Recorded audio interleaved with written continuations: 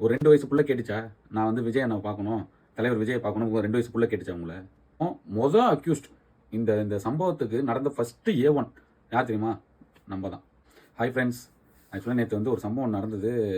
எல்லாருக்கும் தெரியும் கரூர்ல என்ன நடந்தது அப்படின்ட்டு. நான் கடை க்ளோஸ் பண்ற டைமு நியூஸ் நான் நேத்து பார்க்கல. என் தம்பி சிங்கப்பூர்லேருந்து அடிக்கிறான். இது மாதிரி ஆயிப்போச்சு. டிவிக்கு தலைவர் பேசும்போது இது மாதிரி ஒரு சம்பவம் ஆயிடுச்சு.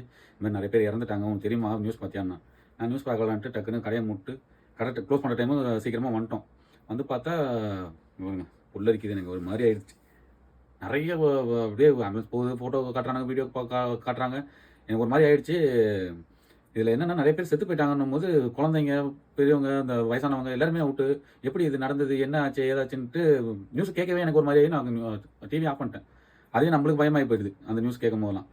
இதில் வந்து எனக்கு மிகப்பெரிய கோவம், பெரிய கோவம். மொதல் அக்யூஸ்ட் இந்த இந்த சம்பவத்துக்கு நடந்த ஃபர்ஸ்ட் A1 யார் தெரியுமா?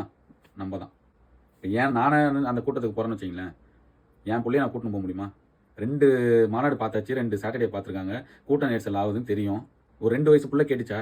நான் வந்து விஜய் அண்ணாவ பார்க்கணும், தலைவர் விஜய பார்க்கணும். உங்க 2 வயசு புள்ள கேட்டுச்சா உங்கள? ஏன் உங்களுக்குலாம் அறிவே இல்லையா? இப்போ ஒரு கோயில் திருவிழாலே போகும்போது என்ன சொல்லுவாங்க? உங்கள் உடைமைகளை நீங்கள் பார்த்துக்கோங்க, உங்கள் நகையெல்லாம் பார்த்து பத்திரமா வச்சுக்கோன்னு சொல்கிறாங்களா இல்லையா? நீங்கள் நகை கொடுக்குற பாதுகாப்பு கூட உங்கள் பசங்களுக்கு கொடுக்கலன்னா அது எப்படி? சின்ன சின்ன பசங்க செத்து போயிருக்காங்க. எனக்குலாம் குழந்தைய வச்சிருக்கேன், எங்களுக்கு தான் தெரியும். அதெல்லாம் ஒரு மாதிரி இப்போ என் புள்ள அங்கே இருந்ததுன்னா எப்படி இருக்கும் ஹாஸ்பிட்டலில்? அது மாதிரி ஆகிப்போச்சு எனக்கு. ஏன் இப்போ பெரியவங்க நம்ம போனாலே அங்கே கூட்ட நெரிசல் இருக்குது. ஏன் அந்த டிவியில் பார்க்குறதே இல்லையா? இது எல்லாத்துக்கும் காரணம் என்ன தெரியுமா? இந்த இன்ஸ்டாகிராமு, ஃபேஸ்புக்கு, யூடியூப். இதை ஏன் நான் சொல்கிறேன்னு கேட்குறீங்கன்னா, ஒரு குட்டி குழந்தை வந்து விஜய் அங்கிள்னும் அது ஒரு வீடியோ எடுக்கிறது, அதை எப்படி இன்ஸ்டாவில் போகிறது, அதை ட்ரெண்ட் பண்ணுறது. இப்போ இன்றைக்கி வந்திருக்கவங்களாம் எப்படி வந்திருப்பாங்கன்றீங்க? எல்லாம் அவங்க குழந்தைய கூப்பிட்டு வந்துட்டு அங்கிள்னு கூப்பிட சொல்லு, இது அங்கிள்ரா, இதாரா விஜய் அண்ணா வந்துட்டாரா, ஃபோட்டோ எடுப்போம், வீடியோ எடுப்போம்னு எடுத்து அதை பப்ளிசிட்டி பண்ணுறது. போச்சா? திரும்பி கிடைக்குமா இது? சின்ன பசங்களுக்கு என்னங்க தெரியும்? உங்களுக்கு தெரியாத அறிவு இல்லையா உங்களுக்குலாம்? கோயில் திருவிழாக்கே நம்ம கூட்டின்னு போக மாட்டோம். இவ்வளோ நெரிசல், அது கண்டிப்பாக கூட்டம் வரும் தெரியும். இது வந்து இது போயிடுச்சே, இப்போ எப்படி என்ன பண்ணுறது? வருமா? திரும்பி வந்துருமா? இதெல்லாம் தெரிஞ்சு பண்ணுறீங்களா, தெரியாமல் பண்ணுறீங்களான்னு எனக்கு தெரியல. மிகப்பெரிய கோவம் வந்து அவங்க அப்பா அம்மா தான். ஏன்னா என்னோட பொறுத்த வரைக்கும் அதுக்கப்புறம் யார் யாருன்றது யாரோ என்னவோ அது வந்து அவங்க சொல்லட்டும். டைமுக்கு வராது சொல்கிறாங்க, போலீஸ் ஒழுங்காக நிறைய பேர் இல்லைன்றாங்க. அதெல்லாம் நம்மளுக்கு வந்து அது வந்து செகண்டரி. அது அவங்கள என்னவோ அது இன்வெஸ்டிகேட் பண்ணி அவங்க சொல்லட்டும். பட் ஆனால் இது முழுக்க முழுக்க காரணம் வந்து பேரண்ட்ஸ் மட்டும்தான். அதுவும் அது சின்ன ரோடு, இவ்வளோ நெரிசல் ஆகுது. விஜய் அண்ணாவை பார்க்கறதுக்கு நிறைய பேர் வரதான் செய்வாங்க. ஓட்டு போடுறோம், ஓட்டு போடலன்றது வேறங்க. உயிர் இருந்தால் தான் ஓட்டே போட முடியும். இப்போ உயிரே போயிடுச்சே. இன்னும் கவுண்ட் எவ்வளோ சொல்கிறாங்க, 30ன்றாங்க, 40ன்றாங்க. இது வந்து எப்படி எடுத்துக்கிறதுனே எனக்கு தெரில. எனக்கு ஒரு மாதிரி எனக்கு அவங்க பேரண்ட்ஸ் மேலே தான் எனக்கு கோவமே. இப்போ அழுது என்ன பிரயோஜனம்? அழுவுறதுக்கு முன்னாடி யோசிச்சிருந்துருக்கலாம். அவங்க எவ்வளோ சொந்தக்கார பசங்களை கூட்டு வந்திருப்பாங்களோ, இல்லை எத்தனை பேருக்கு என்ன ஆச்சுன்னு கூட தெரியல. இது எல்லாம் எப்படி நடந்திருக்குன்னா 11 மணிக்கு கூட்டம் வந்திருக்கும். எல்லாம் கத்திருப்பாங்க, பாட்டு பாடிருப்பாங்க, என்ஜாய் பண்ணியிருப்பாங்க. தொண்டை தண்ணி வற்றும்போது என்ன ஆகும்? தண்ணியே இல்லை. அவ்வளோ பேருக்கு எங்கே போய் தண்ணி எடுக்க முடியும்?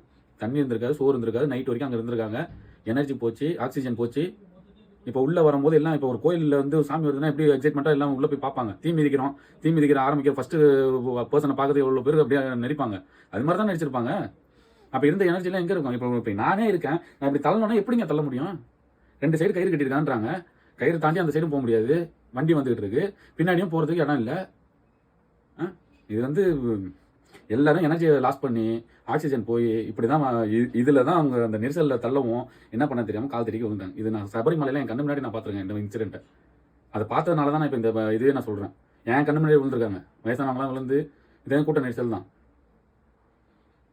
அதனால் இனிமேட்டாவது உங்கள் குழந்தைங்க தயவுசெய்து குழந்தைங்களாம் என்னங்க பாவம் பண்ணிச்சு, அவங்களாம் கொண்டே வராதிங்க எங்கேயும். அப்படி ஒன்றும் அவங்க குழந்தை கேட்டுட்டு இருக்காதே. விளையாட்டு ஜாமான் வாங்கி கொடுக்குற குழந்தைக்கு போயிட்டு நான் வந்து விஜய் அங்கிள் வேணும் வா போய் பார்க்கலான்ட்டு கூப்பிட்டா கூட நீங்கள் என்ன சொல்லிருக்கணும்? கூட்டமாக இருக்கும்ப்பா, நம்ம டிவியில் பார்க்கலாமான்னு சொல்லிருக்கணும். இன்னொரு காலத்தில் அந்த பையன் வந்து பேசணும், ஏய் பாரு நான்லாம் 2 வயசுலேயே வந்து தலைவரை பார்த்துட்டா அப்படின்னு சொல்கிறதுக்கு இப்போ இன்றைக்கி அவன் உயிர் போடணும் இல்லை? இது நீங்கள் பார்க்குறவங்க வந்து நீங்கள் எப்படி வேணாலும் எடுத்துக்கோங்க. பட் என்னை பொறுத்த வரைக்கும் இந்த பேரண்ட்ஸோட இதுதான் ஒரு சேஃப்டி வந்து பேரண்ட்ஸ் ஃபஸ்ட்டு பண்ணியிருக்கணும். அது மிகப்பெரிய தப்பு. எனக்கு இந்த இது பார்க்கும்போது, நியூஸ் பார்க்கும்போது என்னால் மனசே உடஞ்சி போச்சு.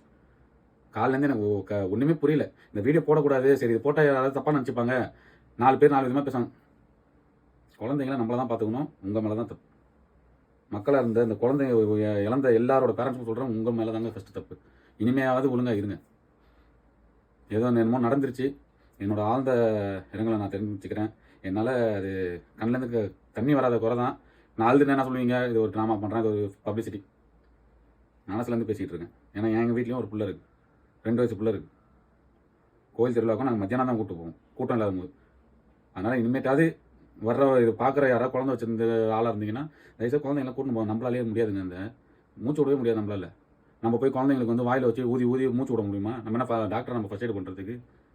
அதனால் அதெல்லாம் பண்ணாதீங்க. இனிமேலாவது கொஞ்சம் ஜாக்கிரதையாக இருங்க. வரேன், பாய்.